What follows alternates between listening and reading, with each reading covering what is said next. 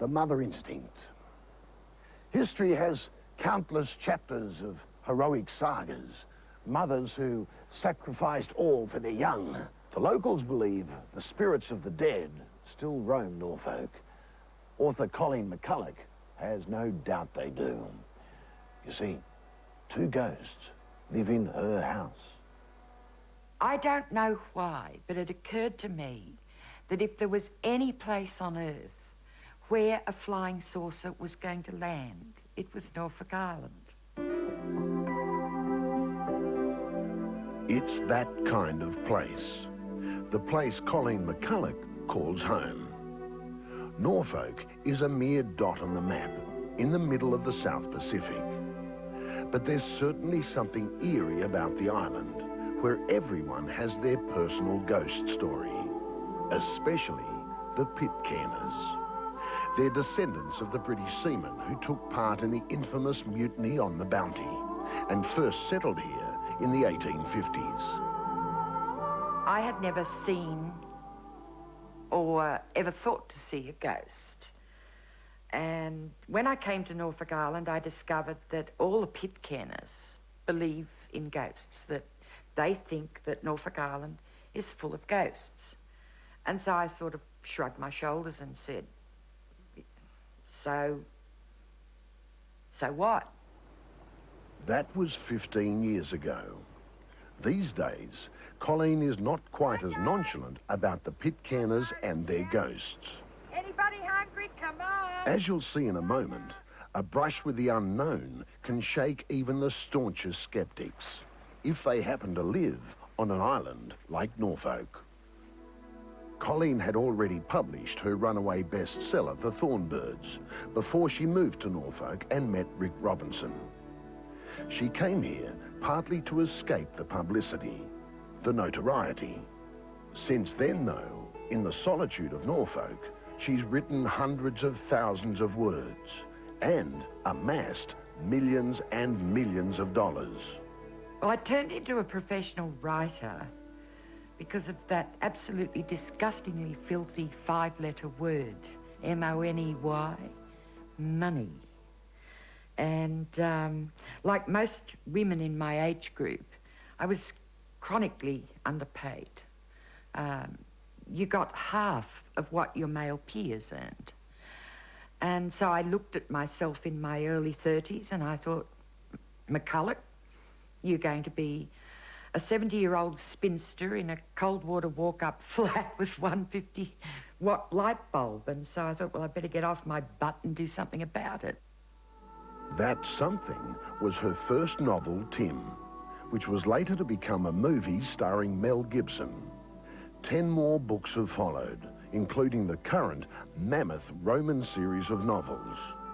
But even after all that, mention Mcculloch just about anywhere in the world, and most people think Thornbirds, either the novel or the Hollywood miniseries. An international smash hit. As you may have gathered, there's no nonsense about Colleen Mcculloch. She speaks her mind. A mind which is equally at home with science as it is with thorny affairs in the outback and intrigues in Caesar's Rome. Before she began writing for a living, she practiced as a neurophysiologist in London and at Yale. One of the last people on Earth you'd expect to be visited by ghosts. But it's happened, time after time.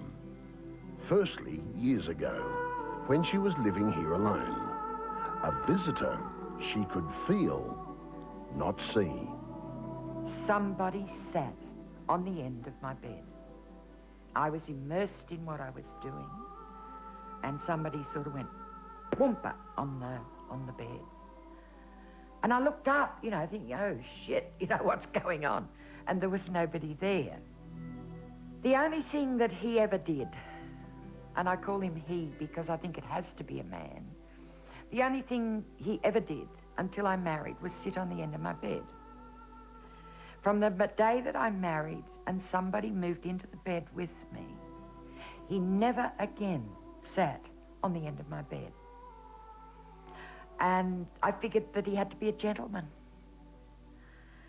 But it would have been about 6 months after I was married. It was 3 a.m. You see, I work all night, so about 3 a.m. I go downstairs and I make myself a sanger, a snack.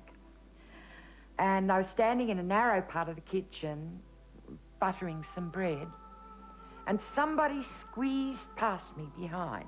And as they squeezed past me, they put their hands around my waist or on my waist. And my feeling was warm and spontaneous, and I turned round and said, "Oh, Rick." And there was nobody there.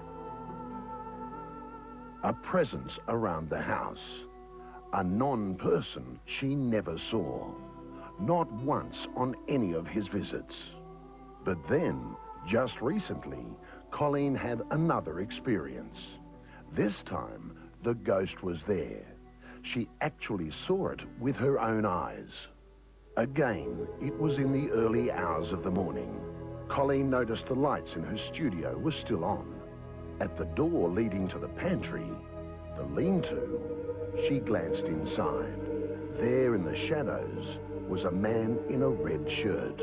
My instinct was to go for a prowler. So I went like that, and as he looked, and as I came for him in his red shirt, he moved backwards into the lean-to where I couldn't see him. I thought, "I got you." And it was only afterwards that I realized that he didn't move the way a person would move. At the time I thought I had a prowler. So I zoom into the lean-to, and there was nobody there. And the lean-to is absolutely impregnable. There is no way out of it. Two ghosts, and Colleen believes maybe a poltergeist as well. One of those mischievous spirits that have been known to throw their weight around. But it's a spirit that only makes its presence felt in this room, the conservatory, and only when there's a cameraman here to take her photograph. Instead of having a steady floodlight, they use these sort of the flashes, and they'll have a flash on the camera and God knows what, so they set everything up and they calibrate their machinery and they check their little button and everything goes boing and lights up beautifully, and then they try to take pictures of me with their flashes, and guess what? The bloody flash won't work. It's just amazing. And you see, this might go back to the Pitcairners, because I kid you not, Pitcairners don't like cameras. They'll be happier with a moving camera, a movie camera or a video. But a still camera, I think they think steals their soul. So maybe this little protective mechanism on the patio is saying, "Well, Cole, we like you. Therefore, nobody's going to steal your soul." All the right ingredients for a novel on the supernatural. But that's not on Colleen Mcculloch's agenda. She says she has enough to do without writing or worrying about ghosts. So, being me, what I do is I accept the fact that there are two ghosts in my house, and I don't believe in ghosts, and I can live with that perfectly happily.